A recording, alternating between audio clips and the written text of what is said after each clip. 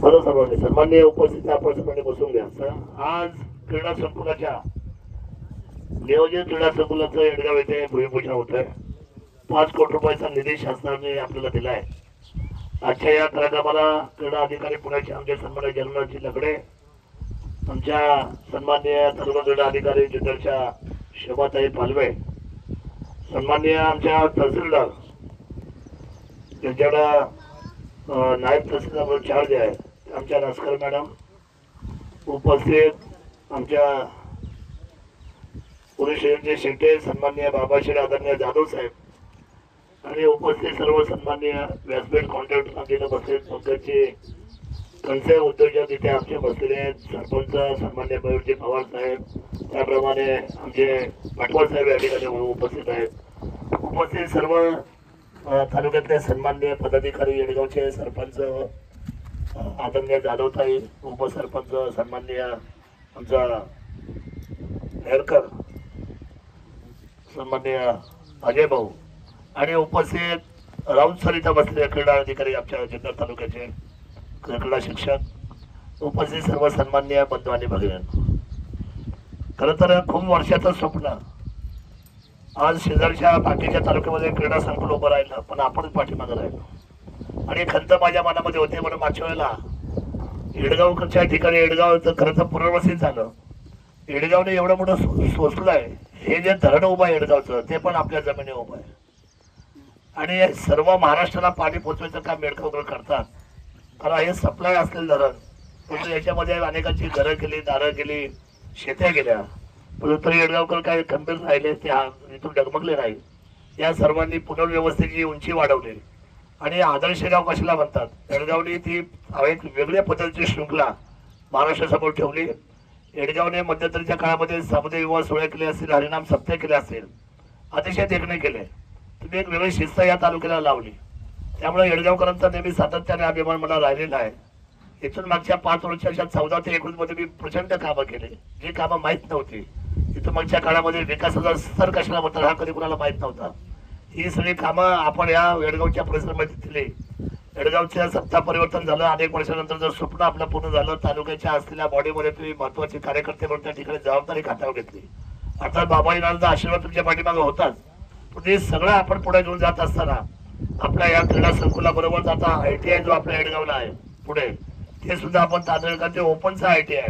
एक ट्रायबलचा ITI आपल्याकडे आहेच आहे, परंतु त्याबरोबर ओपनचा ITI ते पण काम असंच आपलं दुर्लक्ष झालेलं आहे. ते सुद्धा आपण लवकर पूर्ण करू, आता सुरुवात करतो. मागच्या वेळेस मी त्याला वॉल कंपाऊंडला पैसे टाकले, जेवढे टाकले तेवढंच राहिलंय. नेमकी गमती अशा होतात की माझ्या हातातून तालुका गेला की आहे तसंच ते राहतं, पण ते पुढे करता येत नाही, वेळ जातो निघून, काळ कुणाची वाट पाहत नाही. पुन्हा मग आपल्याला रिस्टोर करावं लागतं, पुन्हा कामाला लावावं लागतं, त्याची किंमत वाढते, त्या प्रोजेक्टची आपला त्रास वाढतो, प्रतीक्षा वाढते. त्यामुळे मला असं वाटतं की त्या 5 वर्षाच्या कालखंडामध्ये आपल्या सर्वांना या गोष्टीच्या प्रतीक्षा करायला लागलेल्या आहेत. पण आता मी माझ्या खात्यावर पुन्हा एकदा हा ध्वज घेतलेला आहे विकास कामाचा. आपण चिंता करू नका. मी आपल्याला सांगतो, बरं आज प्रस्तावित करत असताना माझा कार्यकर्ता जरा गडबडला, त्याने नाराजी व्यक्त केली. नाराजी सगळं काही नाहीच आहे.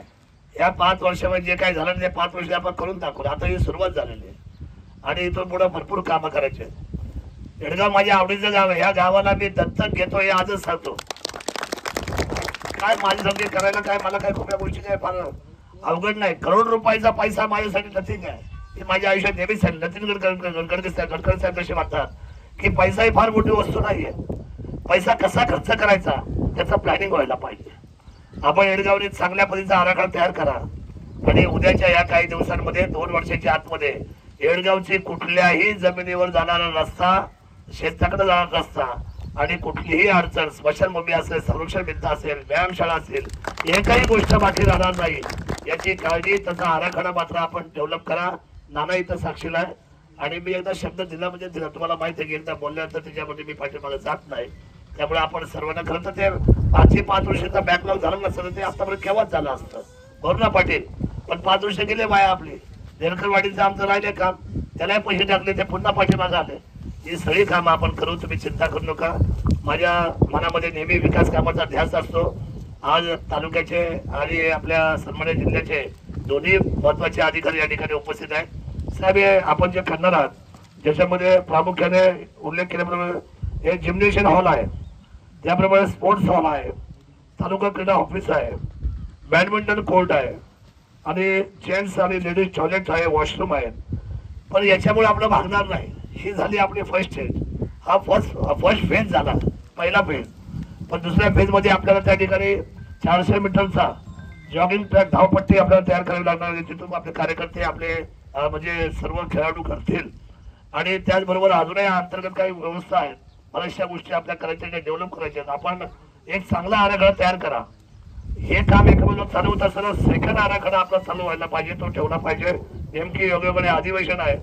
मी स्पेशल त्याच्यामध्ये विशेष विनंती म्हणून त्याच्यावर मी कलेक्टरची एक त्या ठिकाणी परवानगी मागणार आहे आणि महाराष्ट्र राज्याच्या क्रीडेचे सन्माननीय जे मंत्री महोदय आहे आदरणीय दत्ताभाऊ भांबे यांच्याकडे मी या बाबतीमध्ये शिफारस ठेवणार आहे. आणि मला खात्री आहे, कदाचित शरद सोडले म्हणून नाही, परंतु छत्रपती शिवाजी महाराजांचा तालुका म्हणून हे क्रीडा संकुल या ठिकाणी अतिशय चांगल्या बनवायची ही तयारी ही आपण सर्वांनी करावी आणि मोठा विचार करा. स्वप्न मोठं बघायचं आहे. आपण हे थोडस हे करून थोडं वगैरे काय नाही, जे करायचं ते अद्यावत करायचंय, जे करायचं ते चांगलं करायचंय, जे करायचं ते नेत्रदीपक करायचंय. त्याला पैसा जास्त गेला तरी चालेल, पण जे करायचं ते आयडॉल करायचं आहे. मी आपल्या सर्वांना मनापासून धन्यवाद व्यक्त करतो. आजचा दिवस खरं तर खूप धावपळीचा आहे. घोडेगावच्या सगळ्या आपल्या आंबेगाव तालुक्याच्या सगळ्या पदाधिकाऱ्यांना घेऊन मला वरती साहेबांकडे जायचंय, वेळ घेतलेली आहे आणि उद्घाटनाच्या वेळ सुद्धा सकाळच्या मी मला ठिकाणी गडबड खूप आहे. परंतु मला आपण सर्वजण समजून घेतलं, मला याला थोडा उशीर झाला. मी आलेल्या सर्व सन्माननीय या तालुक्यातल्या असलेल्या सर्व ग्रामस्थांचा, आपल्या सर्व अधिकाऱ्यांचा आणि आपल्या सर्वांचा मनापासून आभार व्यक्त करतो. आणि या चांगल्या उपक्रमाला शुभारंभ झाला असं या ठिकाणी डिक्लेअर करतो आपल्या सर्वांच्या साक्षीने की याची सुरुवात आज या ठिकाणी या तुमच्या सर्वांच्या साक्षीने झाली. आणि मी कॉन्ट्रॅक्टर साहेबांना विनंती करतो, कुठलाही वेळ न लावता विनाविलंब आपण आता कामकाज लागू. इथे आपले अधिकारी बसलेले आहेत आणि आपण डे 1 2 म्हणजे आता सुरुवात केली का ते फायनल करून टाका.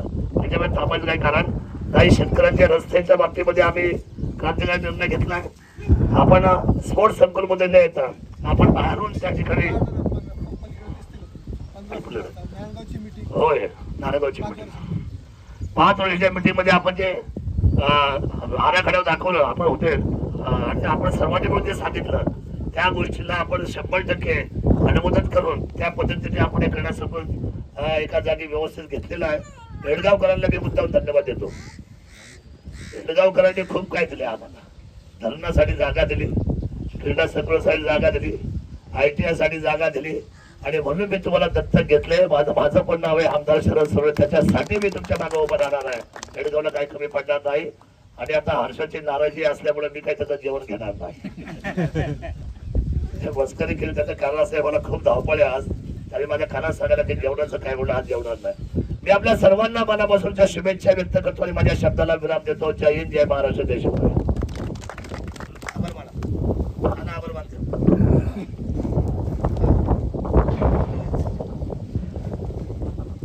महाराष्ट्रातील जी संकुलं झाली, आपण 15 वर्ष पाठीमागे आहोत. आंबेगावचं 15 वर्षापूर्वी झालं. उशिरा का होईना हे क्रीडा संकुलाचे या निमित्तानं आज ज्यांच्या हस्ते भूमिपूजन झालं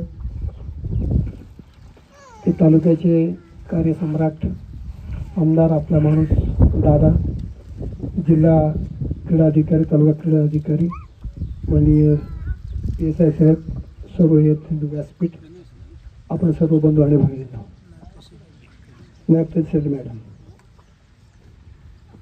आपण सर्व या निमित्तानं उपस्थित राहिलात त्याबद्दल आभार मानण्यापूर्वी दादांनी अनेक गोष्टींचा उल्लेख केला. म्हणून बोलता बोलता दादांना मी सुतोवाच केलं की दादा ही मागणी येईल, ती मागणी येईल, ती मागणी येईल. त्यापेक्षा ठोक सांगून टाका की येडगाव मी दत्तक घेतलं. आणि दादांनी त्या निमित्तानं आमच्या शब्दाचा मान राखून येडगाव हे विकासासाठी सगळ्याच कामासाठी दत्तक घेतलं. त्याबद्दल क्रीडा संकुलाच्या या निमित्तानं निधी उपलब्ध करून आणला त्याबद्दल आणि हे रखडलेलं नियोजित काम या निमित्तानं आता त्याची भूमिपूजन होऊन मार्गी लागेल या निमित्तानं दादांना मनपूर्वक धन्यवाद देतो. माननीय क्रीडा अधिकारी दोन्ही, त्याचप्रमाणे या ठिकाणचे जे सिव्हिल वर्कचं सुपरविजन करणारी जी माणसं आहेत त्यांना देखील या निमित्ताने विनंती करेल की काम उत्कृष्ट व्हावं, उत्तम व्हावं. त्यांना पाणी मिळेल, सगळं मिळेल, पाहिजे ते मिळेल. त्यांनी देखील गावाची किरकोळ ज्या गरजा आहेत त्या देखील त्यांनी पूर्ण कराव्यात अशी अपेक्षा व्यक्त करतो. दादा, तुम्ही गाव दत्त घेतल्यामुळे पुढच्या एक 8-10 दिवसामध्ये सवडीमध्ये आम्ही छानपैकी आराखडा तयार करतो की जो आराखडा किमान एक आदर्शवत राहील अशा पद्धतीचा एक खेडेगाव कसं असावं, गावातली घरं कशी असावीत, गावातील बाकीच्या ज्या विविध सुविधा आहेत, नागरी सुविधा त्या कशा असाव्यात आणि गावाची संस्कृती कशी जतन व्हावी यासाठी एक उत्तम असा आराखडा आमच्या कल्पनेप्रमाणे तुम्हाला सादर करतो. त्याच्यामध्ये अधिकच्या काही तुमच्या ज्या कल्पना असतील त्याच्या आपण इन्क्लूड करून पुढच्या 5 वर्षांमध्ये आपण तो आराखडा पूर्ण करण्याच्या निमित्तानं प्रयत्न कराल आणि ते तुम्ही यशस्वी व्हाल.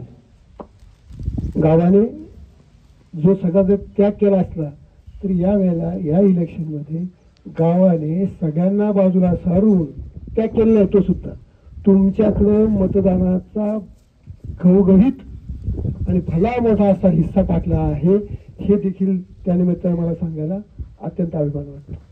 पुन्हा एकदा सर्व मान्यवरांना या निमित्तानं धन्यवाद देतो. त्या ठिकाणी थांबतो. हरिओम.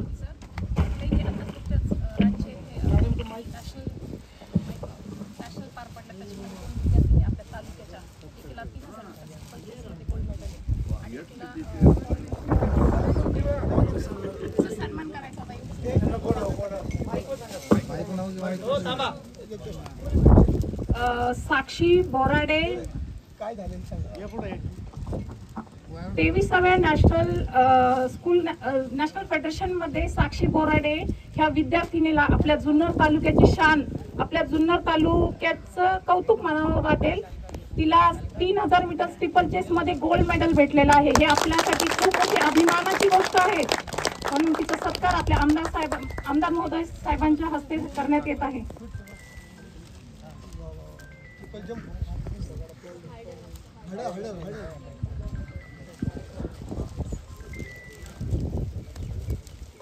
मेडल